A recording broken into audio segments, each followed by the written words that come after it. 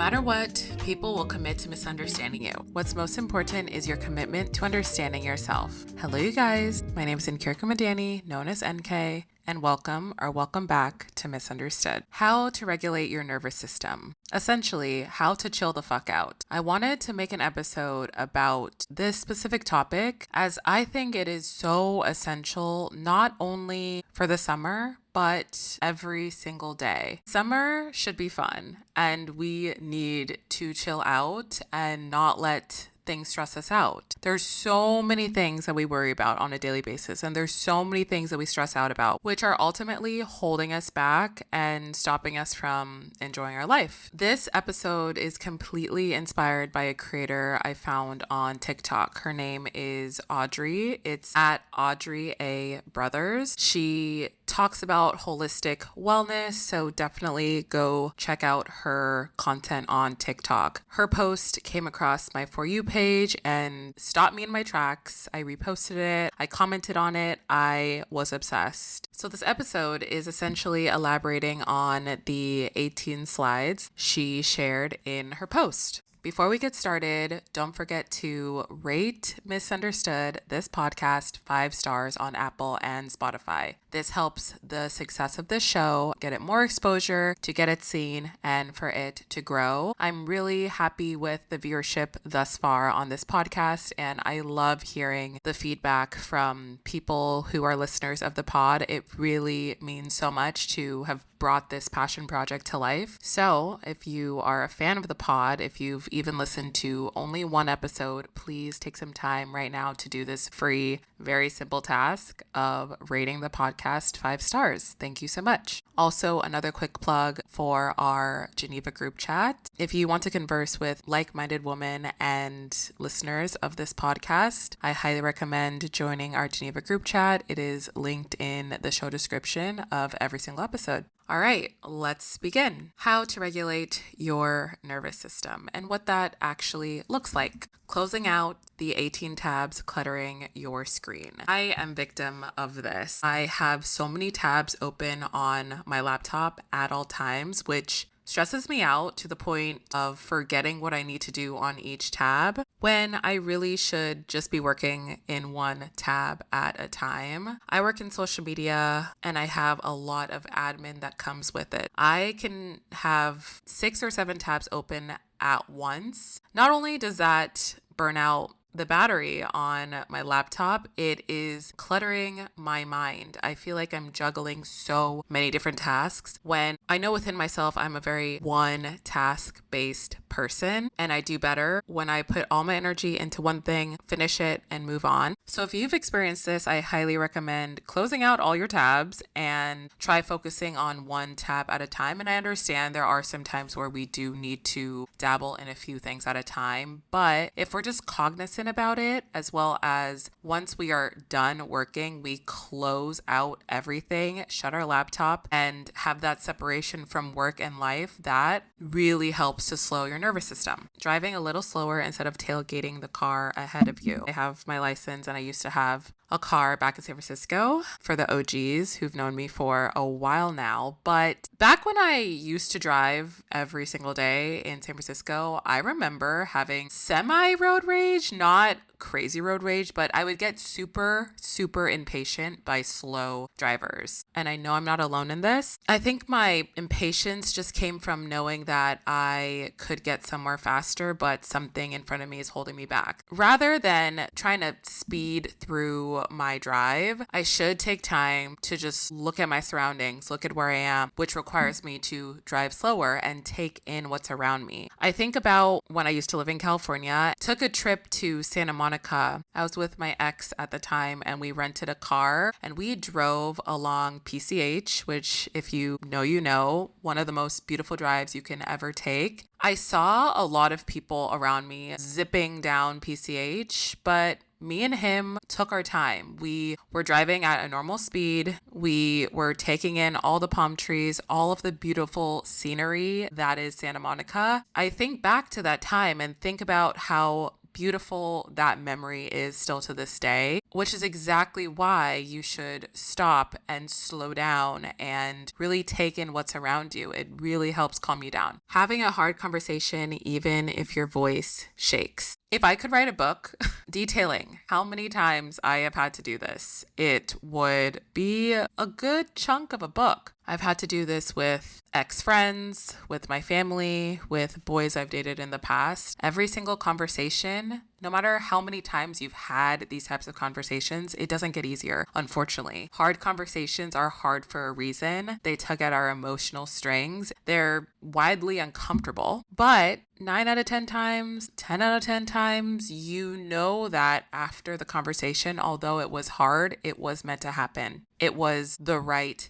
decision. It was the right thing to do. In time, maybe not right now, but in time, you will be better for it. If you stop and think right now about a hard conversation you've been trying to have, but you've been holding on to it, maybe you've been holding on to a friendship that no longer serves you, but you are too afraid to cut the tie. Maybe you are at odds with a family member that doesn't see your point of view in a very extreme way, and it's something that's burdening your relationship. Or maybe you are in a situationship or a relationship that is not for you, but you're too scared of speaking up. These are the type of conversations I'm talking about, and these are the type of things that we do need to address sooner rather than later for the betterment of ourselves. Remember, this podcast, Misunderstood, is all about making sure that you take care of yourself because it is the most important thing. You are the most important person in your life. Remember that. Moving away from chaotic living situations, even if it's inconvenient. Yes, yes, yes. I always refer to my life in San Francisco as a mixed bag. I spent a whole decade there. As much as I love the city for most of what it gave me, there were a lot of negative moments that I would never want to relive. I lived in an apartment for 5.5 years in San Francisco. Love that apartment so much. Whenever I go visit San Francisco, I like to just walk by the apartment because I spent half a decade there. A lot of my life was in that apartment. It had a rooftop. I had so many parties there. It holds a lot of really good memories. However, the roommate situation wasn't amazing for a few years in that apartment, which was a really big strain on me mentally, emotionally, and even physically. So much strain went into my living situation there, and I found myself wanting to escape the apartment every chance I got. The apartment did not feel like home for more than half of the time it was considered my home, which is horrible. That should never be the case when you're living somewhere. You should feel at home where you lay your head, and you should feel comforted, and you should consider it a safe space and a safe haven. But that was not the case for me for the majority I lived in that apartment. Yes, I wanted to move to New York for a lot of different reasons, but if I'm being honest, I really wanted to get out of that negative situation and that negative spiral that I felt like I was in every single time I stepped through the doors of that San Francisco apartment. And up until 28 years old, I lived with roommates, and there's nothing wrong with that. I come from a big family. I'm one of 5 siblings. I've never had my own place ever. Moving to New York by myself is a very big deal in general, but now that you know that backstory of me, it is way more big of a deal because of it. I took a chance on myself, had to make significantly more money to be able to afford the life I live, especially to afford that transition from moving across the country by myself. And now currently I've been living in New York City for 2 years by myself, which is such a big accomplishment for me, and I'm so proud of that. But I want to say here and now, it was inconvenient in a lot of ways, and it was very, very scary. And I did not have a security blanket in any way in terms of people who I knew and people who I can trust and people who I can lean on. But here's the thing, I would still take the stress of my move to New York over what I was dealing with in San Francisco. I had to move away from that negativity that I was sitting in for years and years to forge better avenues for myself for the future, which I absolutely did. If you're in a living situation that you don't love, i.e. maybe you're living with your parents, maybe you are living with roommates, people who you're not aligned with, you don't really like very much, consider moving. I know that statement is very general and it's easier said than done, but make a plan, budget for it. Hopefully you can find yourself out of that situation, but just know that you taking that leap to pull yourself out of a negative situation, a chaotic living situation, will set you up for better mentally, physically, and emotionally. Noticing the colors, objects, sounds, and scents of the room you're in. I love doing this. This is one of my favorite activities to do in most places I go to. And this is not just when I travel, but I find myself doing this every single time I travel, where I'm just absorbing all of the scenery, all the aesthetics around me. It calms me down so much. But I find myself doing this on my day-to-day. I try to go on a walk at least once a day, and on my walk I do a sensory walk, calling out things that you see, things that you smell. It helps your brain calm down. Also, I recently went to an art gallery in Tribeca. And one thing about me, I love a good art gallery. I love absorbing art, and I love seeing the curation of what other people find beautiful, and I also find it beautiful. I walk into this studio in Tribeca, and it's this multi-level studio. It's so cute, so quaint, but the tallest ceilings I have ever been in. And this place is decked out in the most gorgeous, beautiful, colorful portraits, artwork, sculptures, designs. I was so stimulated in the best way. That is my kryptonite. And I did not want to leave. I had to go find the owner of the art gallery, which I did. I introduced myself. She gave me her card, and hopefully I'll go back. It was just such a lovely way to get out of my own head. I remember before I went there, I was not feeling very well and I was not in a very good mood, but I promised myself I was going to go to an art gallery that day. 100% felt so much better leaving that art gallery than when I walked in. And that just shows when you take time for yourself and put yourself in situations that elicit creativity, things that you know that you love, such as artwork, such as a sensory experience, it will blow your mind how powerful it is. Letting out a deep sigh and intentionally dropping your shoulders away from your ears. Should we do one together? I cannot lie to you, that instantly made me feel a little lighter and a little better. I think that one goes without saying. Deep breaths bring oxygen in, you blow it out. It's like you're taking out all the toxins. I have to do that more. I have to take some time to do deep breaths. Going into your car and screaming at the top of your lungs to release some energy. So like I said, don't have a car currently. Sometimes I wish I did for this reason, but I have said this on my YouTube vlogs recently, how something about being in your car is a safe space. It is your own little moment. It's your own little bubble that you get to decompress. You get to shut out the world for a bit. If you have a car and if you're able to do this, I highly suggest going to a secluded place, letting out a good, long, loud scream, placing your feet firmly on the ground and feeling the support of the earth. Find myself doing this when I get nervous. Recently, I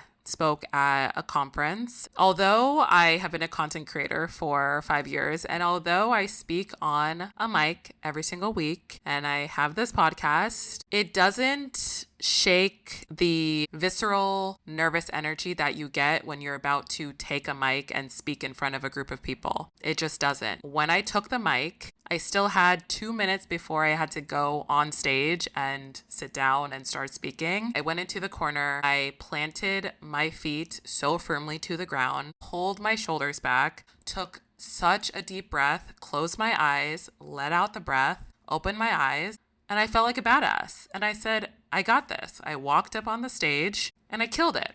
Something about that grounding energy of placing your feet firmly on the ground strengthens you. It gives you confidence. Have you heard of the power pose? The power pose is essentially half of that. You are planting your feet firmly on the ground. You're sitting up tall and you feel good within yourself. Shutting your laptop for the day, even if it's not all done. I have adopted this recently where I give myself a cutoff time of 7 p.m. I work for myself, so I plan the days and the times which I work to optimize my work schedule. But I'm finding that I am so unproductive after 7 p.m. I'm usually hungry. That's when I want to eat dinner. So 7 p.m. has been my hard cutoff time for working. Let me also just say, I'm not done with all my work at 7 p.m. every single day. It's almost impossible for me to get all my work done by that time. Close my laptop knowing that I can come back tomorrow. It'll be there tomorrow. It's not going anywhere. But giving myself that separation of closing my laptop and really striving to have that work-life balance has really made such a positive impact in my life. Feeling exhausted and allowing yourself to rest without guilt. This is so important for the listeners who are also YouTube subscribers, which you all should subscribe to my YouTube. I share super candidly about how I need more sleep, how I am tired, how I don't want to put too much pressure on myself to wake up super early if I had a long night, if I didn't get enough sleep, because I know my body so damn well to the point of if I don't get enough sleep, I will get sick. It is actually that simple for me specifically. Again, everybody's body is different, but me, if I do not get enough sleep, I will get sick. I make sleep a priority. And I believe by me actively saying it out loud and actively giving myself grace in that effort, it has helped my nervous system calm down. And it has helped me see that it is okay to relax and it is okay to be exhausted and it is okay to rest. I also think about how we push ourselves so much on a day-to-day, and when we really think about it, without rest, we can't do all the things that we do. We can't be the people who we so strive to be if we are exhausted, if we are tired, if we are not giving ourselves that grace and that space to rest. So please, if you don't take anything else from this episode, rest. Just prioritize rest because you will be a better version of yourself with rest. Stepping outside and letting the sun and fresh air meet your skin.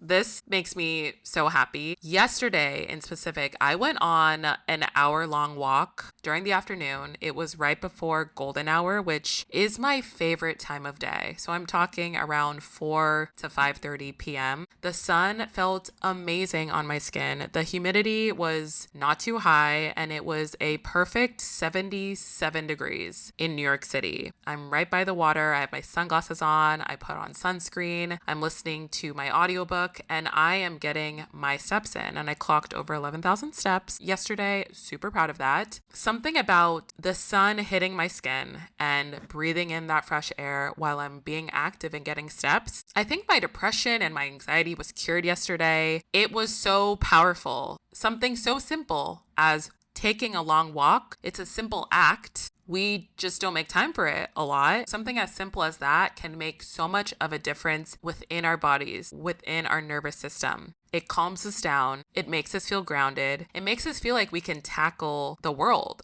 After the walk, I felt so great. I felt so productive, but I also just felt like I did something really good for myself. I nurtured myself. Sitting with discomfort a little longer than you usually do to build tolerance. This one is a really powerful one. One of the quotes I have on my vision board for 2025 is, "A girl who is going to do big things cannot let small things get to her," which is what I think of when I think of that nervous system regulation step. There have been a lot of things that a lot of people have done towards me that make me feel uncomfortable and make me feel sad and make me feel mad, which all is wrapped up into discomfort. But instead of lashing out really quickly, I have tried to adopt sitting with it, sitting with that discomfort, sitting with that unsettling feeling. And what I found when I sit with it a little longer is that it fades. It's a moment in time. It's temporary. It wasn't as serious as I thought it was in the moment that it happened. That's what happens when you let it sit. You do start to build tolerance. And it's okay if you're still upset about it,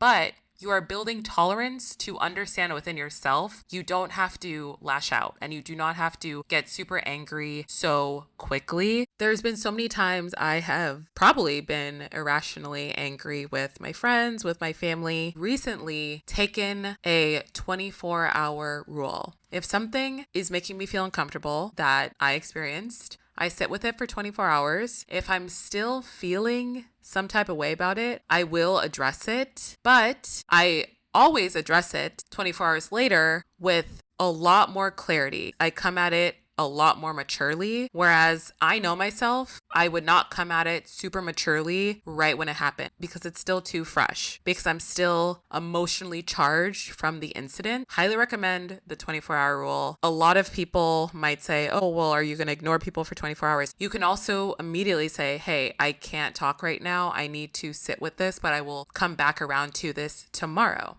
Which then you are being communicative, but you are also giving yourself space because you deserve that space. If you do feel hurt by something, no one deserves to get something out of you right then and there. You are allowed to take that space, walk away from the problem, to be able to circle back to the problem in a more mature and appropriate way. Posting that selfie and letting yourself be seen, even if it's uncomfortable. This brings me back to when I was younger, back in college specifically, where I was still trying to find myself. I was still trying to find my beauty. I was still trying to find who I was because of my deep rooted insecurities back then. I let a lot of people tell me who I was, and I let a lot of people dictate my attractiveness or my beauty. But I also will say, I know within myself, I've grown so much and I've grown into myself so much now that thank God I didn't peak back in high school and college. I think I am the most beautiful version of myself right now, which is such a beautiful thing. I feel so empowered to celebrate that now. I feel really empowered to post photos of myself that I think are beautiful. Other people think so too, but it's not about what other people think. It is about finally arriving at the self-confidence and self-assured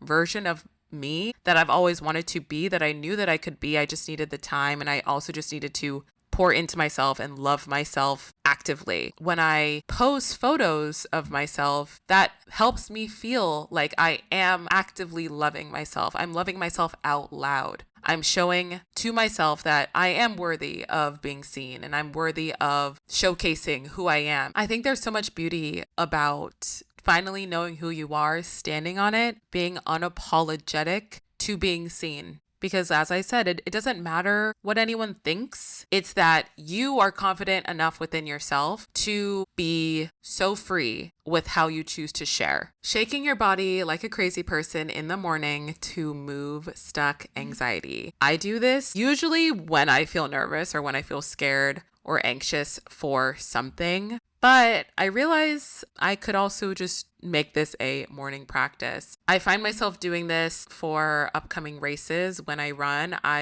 am literally jumping up and down, shaking every part of my body, quite literally to shake that stuck energy and shake that stuck anxiety, move it through my body and get it out as fast as possible. Now I really want to start waking up and doing a full body shake because there are some times where I do feel anxiety and I don't address it within myself. A lot of us don't go to therapy. I used to go to therapy. I actually just told one of my best friends I want to go back to therapy. Just a side note, therapy is an amazing resource. You never graduate therapy. You just go back to it whenever you feel like you need it in your life. And right now, I think I do need it in my life. But what I'm trying to say is shaking out that stuck anxiety instead of letting it harbor and not addressing it, especially in the morning when I know I feel it, I just don't do anything about it. This is a very tangible way to remove that stuck anxiety immediately. Letting yourself be held and comforted physically and emotionally. This is coming from a hyper independent girly. I really struggle with this. I am very, very self-righteous. I can be very stubborn. I don't love asking for help. I put a lot on myself. It really all comes back to the hyper independence. It really all comes back to being afraid of leaning into people and trusting people because I have been burned in the past. So with that said, this one is something that I am actively working on, and this is something that I want to practice more and more. We are not supposed to go through this world alone. We are supposed to have people who have our back, who can hold space for us, who we can cry to, who we can literally lean on and be held by. We are supposed to have those people. We can be as strong and as independent as anyone can be, but we all do deserve to have that vulnerability and that safe space of having other people, having a community essentially to lean on. Allowing your weekends to be restorative instead of packed with plans. I struggle with this one, coming from a lens of working for myself. So I plan my own schedule, and a lot of times I do find myself working all weekend long. But then also am coming from a lens of FOMO. So I try to pack my weekend with social endeavors so that I'm not missing out on friendships or on forging community. So there's two things here that I'm personally struggling with.